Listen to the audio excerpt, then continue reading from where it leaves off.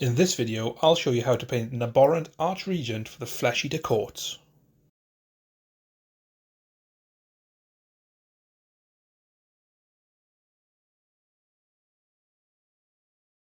Okay, so first things first on this abhorrent Archregent. Some interesting design choices in the sculpt, particularly with the head. It's in two parts, so make sure that you minimise the gap there. Use a little bit of putty or a little bit of liquid poly just to clear that up. In terms of priming, it's grey Seer, and then I've just put a little bit of Corax white over the top. So the first thing we're going to do is going to get this flesh base coated, and the colour that I'm going to use for that is Militarum Green contrast paint. So I'm just going to put this on. I'm going to put this all over the flesh, and as it goes on, you can see straight away, it's giving us that nice green base coat. And the reason I'm using the contrast is because it'll give us the base coat and the highlight all in one hit. So spread it out. You don't want to put a huge amount on. You don't want to slop huge amounts on the model. You just want to make sure that you cover all the flesh. And if you have big pooling areas like I did there, just pull it away so it spreads out. And what that does is that lightens up the model. So work your way around all the flesh. Be careful when you come to the rocks because we're going to use contrast paint for them as well. And then when we come back, we'll have a look at starting to highlight some of the flesh. So that Militarum Green's giving us a nice base for the model. So we want to start highlighting that flesh tone up. So the first colour we're going to use is Nurgling Green.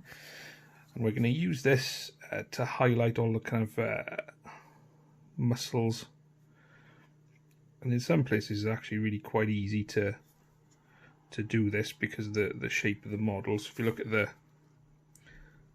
kind of the hands, for example, you can just move the brush along some of those edges. So what you're looking to do with this is just highlight all the raised areas. Now as we come around to the back here, I'm going to highlight these parts, but what you'll see on the box art is that part there is a lot darker. So I'm going to highlight them anyway because I'm going to show you we're going to not going to glaze the back, but we're going to use very thin paint on the back, a bit like this Nurgling Green is going on there. So what you want to do with the Nurgling Green is just work your way around the model, just finding all these highest raised areas and getting them highlighted. So we've got things like the ears and the face as well. So again, you can just follow the shape of the model for a lot of these highlights. So I'm going to carry on working my way around, get everything highlighted, and then we'll come back for the what I think will be the final highlight on the skin, but it'll really start to make it pop a little bit like the box art.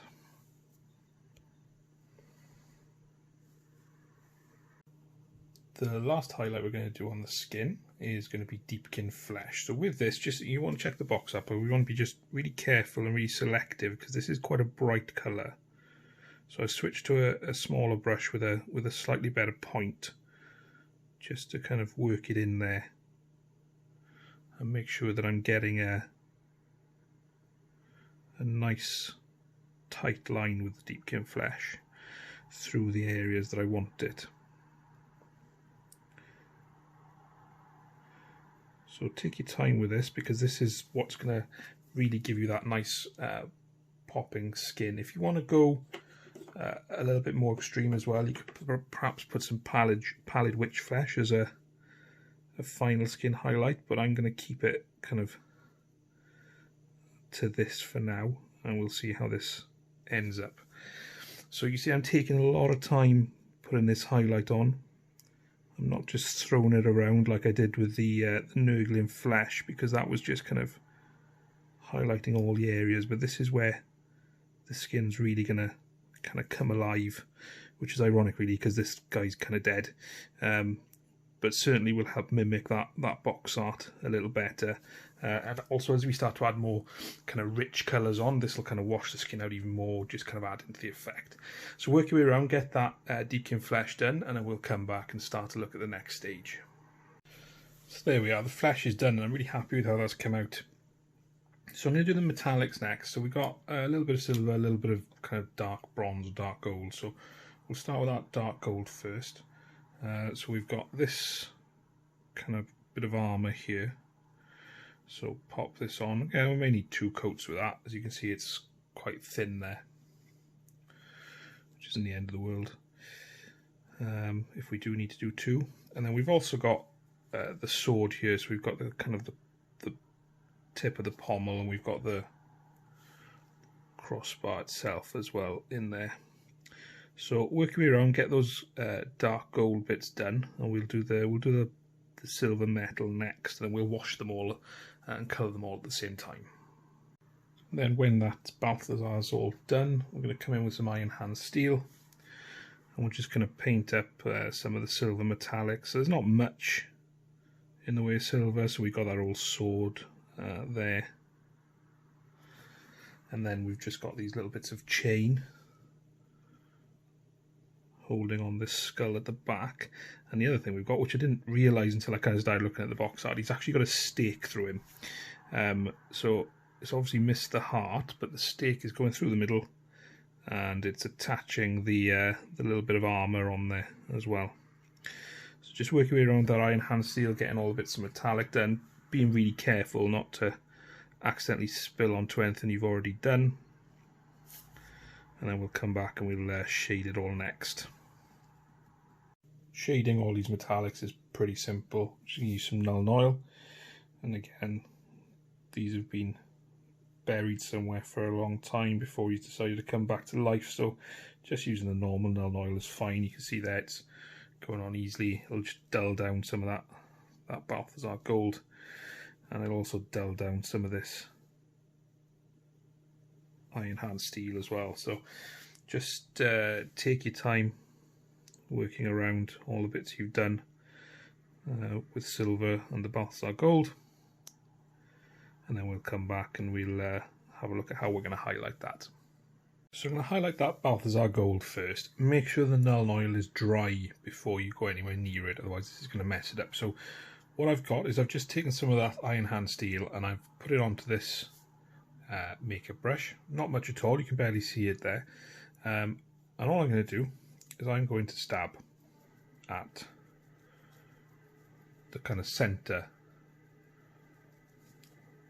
of this and then move around. Then what you can see is that iron hand steel will start to deposit around, and I'll just dry brush the traditional way, the kind of the edge there, and that just gives you a kind of lightness.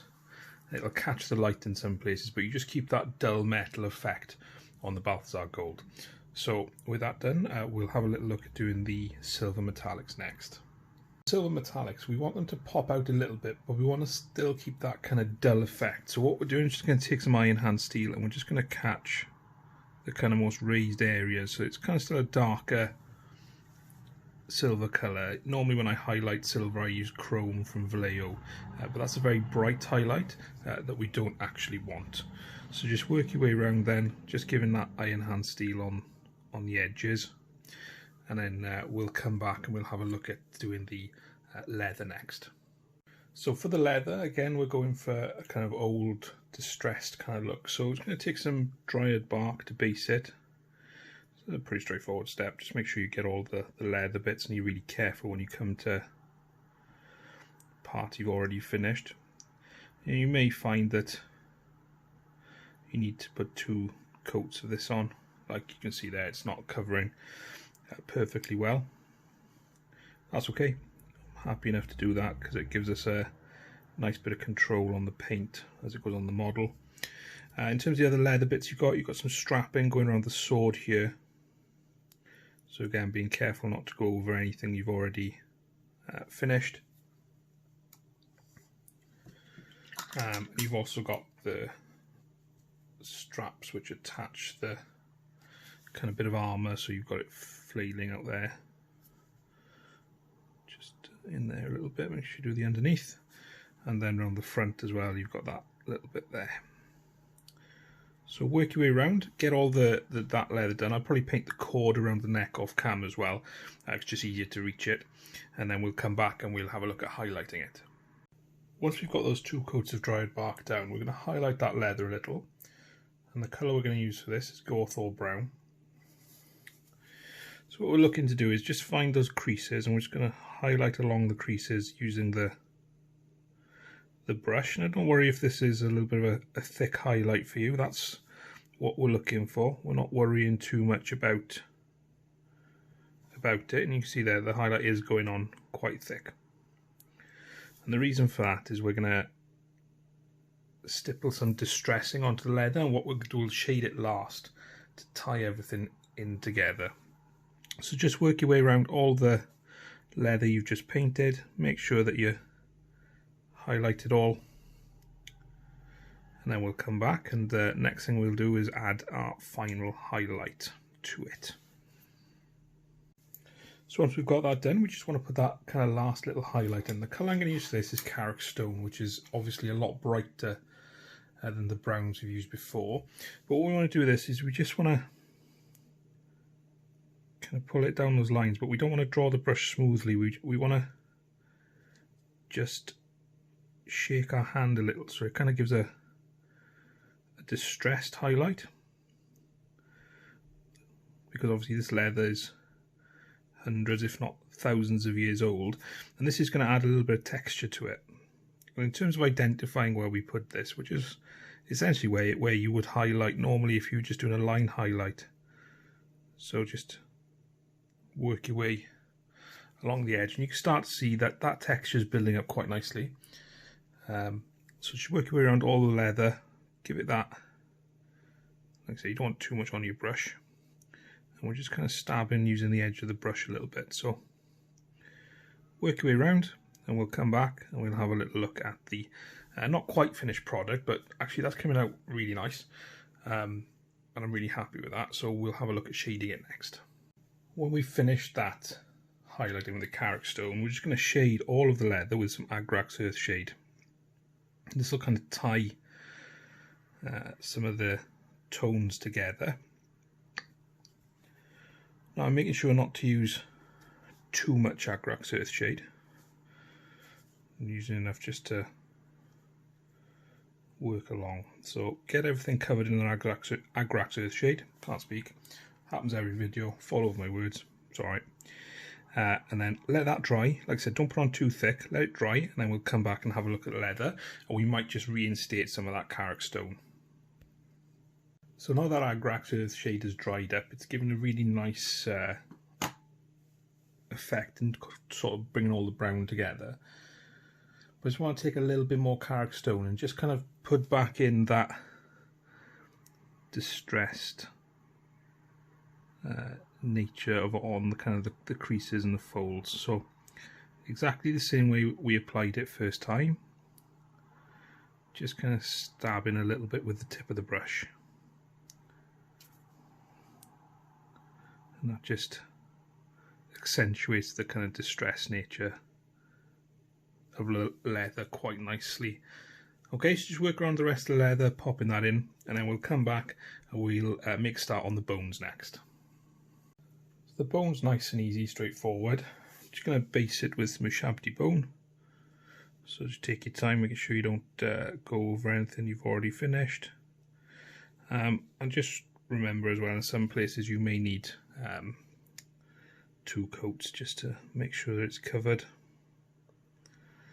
And we've got these ones here.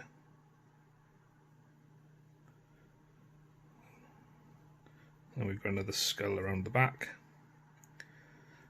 Let's get that done, and also paint all the teeth, and we've got these protrusions coming out of the spine as well, so paint them in bone.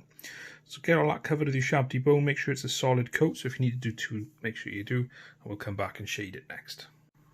Once all that bone's done, we just want to take some Agrax Earthshade and just put it all over all the bone we've just finished. Take your time, be careful not to kind of flood the model, especially the kind of skulls, because when it comes to highlight it, it just makes that highlight a little too stark. So just work your way around, make sure you get all that bone done, and then we'll come back and we'll highlight it next. Once we're happy that that Agrax Earthshade is dry, it's going to take some Screaming Skull and highlight these skulls a little bit. So again, I'm mindful of the theme I'm going with this model, with kind of that old, like just got out of bed after 1,000 years look. So what we'll find is that when this Screaming Skull dries, it'll kind of blend in a little better. So just work your way around. When it comes to things like the teeth, they're pretty easy. You can just run the brush down them just to pick them up. And similarly with the horns coming out of the spine, they're pretty well modelled, so you can just pull the brush along them to get that highlight. So we are working way around all the bone, giving it that little highlight, and then once that's done, we'll come back and we'll do these kind of little bits of the wings there, or the arms, and the tongue and the sword handle, and we'll do the kind of the black last. Just before we move past the bone, or the teeth in particular, we just want to put a little bit of white scar along the fangs there, just to kind of pick out some of the detail on the teeth, just make things a little brighter, and also on the kind of bones coming out of the back there, a little bit of white scar helps just kind of make them look a little bit sharper. Okay, so there we are, and we move on next. So let's move on to this section here. So we need to be careful with this, because obviously we've already done a lot of work on the model. So we need some Screamer Pink, and what we're going to do is we're just going to paint it in and make sure that we're very careful around the bits that we've finished, just like that. Okay, so take your time working this bit in. It's a really nice colour, Screamer Pink, really like it. And then don't forget to do the other side, and then we'll come back and we'll shade it and highlight it up.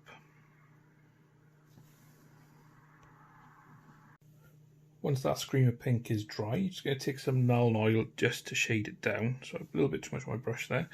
And again, similar with how we were applying the Screamer Pink, we want to be really careful not to cover any of the bits we've already finished, like on the skin. Now, because of the way gravity works, if you just leave that model stood up, the Nuln Oil is going to flow this way, which is okay, but you just want to make sure it's not flowing too much. And what we want to do is, when it's dry, we just want to put a second coat of Nuln Oil on, just kind of at the top end here, because we want it to be darker here than we do at the bottom. Okay, so just work your way around the Screamer Pink, and then we'll come back and highlight it. Once that Nuln Oil is dry, we want to highlight back up to get the webbing looking a bit sharper. So going back to Screamer Pink, what we're doing is we're looking for lines kind of through the webbing, like that. And what we'll do is just pop that in there, and then we can go back in and we can highlight back up. So make sure you do both sides, get that Screamer Pink through there, and then we'll come back and highlight it some more. And just to finish off the highlighting, I'm going to use some Pink Horror. Now, go very, very little on my brush. I just want a very narrow line. Just like that. And we can pull that through underneath. And you can see that really starts to highlight up the webbing on the arms. So there you are, get that done across all of it. That part's done. We've just got the dark areas left to do, and of course the base. Okay, so this Aberrant's looking really, really good now. I'm really happy with how he's turning out. So let's move on to the black parts. So the first thing I want to do is take some Corvus Black, and I'm going to paint up all the kind of bits that are going to be black. So we've got the claws. Now, Corvus Black is a base paint. However, I find it quite thin. So you may need to do a couple of coats just to get that black covered. So we've kind of got the claws, and we've got the claws on the hand as well. So you can see there it's not the best at covering. So I'm going to put 2 coats over it for that. And we've also got things like on the legs, we've got the hair as well. So just get all that covered. and then we'll come back. We'll do that part there, we'll do that last, because we're going to use Corvus Black again, but we're going to use it much thinner. So 2 coats, we've got all the nails done, and we've picked up all the little bits of hair as well. So what we want to do now is we want to take that Corvus Black and we want to thin it down quite a bit with water. So maybe 2 parts water to 1 part Corvus Black. And just have a look at the box art. But what you'll see is that this area here is dark, but it fades in. So what we've done is get some Corvus Black on your brush, wipe your brush on some paper, and then what I want you to do is just paint towards the centre. So can you see how that's now darkening up that area, just like the box art? So straight away you can see you've got light going to dark and you've got a nice fade into it there. So what you need to do is you need to keep doing this. So you put a little bit on your brush, wipe your brush out on some paper, and then paint towards the centre. Now, the reason we're painting towards the centre is that where your brush ends up is where the majority of the paint will go. So what we're doing is we've started over here, and now we're working our way back. Now this may take 2 or 3 coats to do, but you can see how we're going from light there, blending to dark on the back, and that was really simple. Okay, so I'll show you again on where can I show you? I'll show you on the other side. So get some Corvus Black on your brush. Again, it's 2 parts water to 1 part paint. Pull your brush on across some tissue, and then just pull it towards the centre. And we're pulling towards the centre because that's where we want the majority of the paint to end up. Okay, so just work your way around, take your time, and every time you put the brush on, start a little bit further back. So we started initially there, and then we went there and there, and then eventually we'll just part there. So what you want is that this part here will be mainly Corvus Black, but we get a nice Corvus Black, sorry, and then we get a nice transition to it. Okay, so it didn't take too long to get that done. So I hope you managed to get that done as well. So you can see we've got the nice light green, and it just blends around into that darker Corvus Black. Now the Corvus Black is really a dark grey, so what we want to do is just add a little bit of definition with some Nuln Oil. So I'm staying away from the arm. What I'm doing is towards the kind of centre part of the back, I'm just taking some Nuln Oil and just pulling that into some of the recesses just to give some additional shadow, being careful not to hit anything I've already done. So we'll let that dry, and then we'll start to think about how we highlight up some of this Corvus Black. Make sure you also do the claws and the hair as well, just to get a little bit of different colour on there, and then we'll come back and highlight it all up to make it look nice and sharp. That Nuln Oil's done. We're just going to take some Mechanicus Standard Grey, and we're going to use this to just highlight everything. So where you can run it along the fingers there, just following the shape of the model. So that's a nice easy way of highlighting the claws. Same for the claws here, and for the hair to an extent, just coming off there. You may need to use the brush a bit sparingly for that. And then we want to highlight in some of this muscle tone that we've kind of shaded back in. So just kind of there, take your time, just highlight up some of these muscles where we've got the Corvus Black, because this will just help bring everything together. Okay, so just work your way around, get all that done, and then I think I'm pretty happy with how it's looking. I think that'll do for this model. We'll come back and do the eyes next, and then I'll kind of talk about the base as well, and how I'm going to do that. For the eyes, I'm going to use a little bit of Dorn Yellow.